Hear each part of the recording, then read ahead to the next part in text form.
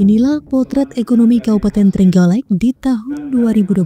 Alih-alih melesat, laju pertumbuhan ekonomi justru kembali melambat. Berdasarkan data resmi dalam Laporan Keterangan Pertanggungjawaban atau LKPJ Bupati Trenggalek tahun 2024, angka pertumbuhan ekonomi di daerah ini tercatat tumbuh stagnan di bawah 5%.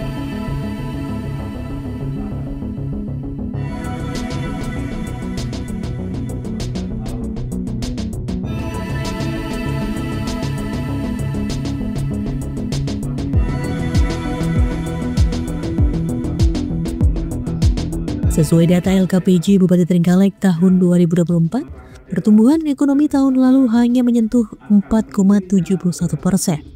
Capaian ini lebih rendah dibanding tahun sebelumnya yang sempat menyentuh 4,92% di tahun 2023. Angka ini masih belum sesuai harapan wakil rakyat yang berharap pertumbuhannya minimal bisa menyentuh angka 5%.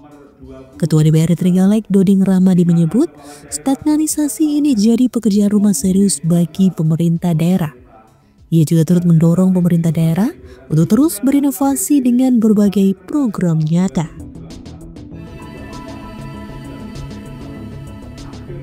Doding juga menilai kondisi ini bukan sekedar persoalan lokal. Faktor global dan nasional turut mempengaruhi pertumbuhan ekonomi di Trenggalek, mulai dari fluktuasi nilai tukar rupiah hingga harga komoditas yang tidak stabil. Namun begitu, pemerintah daerah diminta tak menjadikan hal itu sebagai alasan untuk menyerah.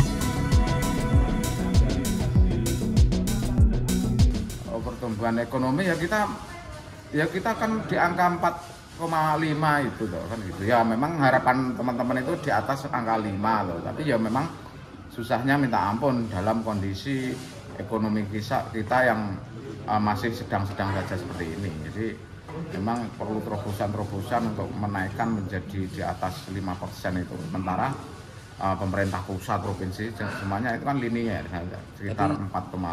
Juga berimbas dari pilkada serentak itu enggak? Justru itu bagus kalau pilkada serentak itu kan menggerakkan ekonomi masyarakat. Karena kita uang pemerintahnya juga banyak keluar.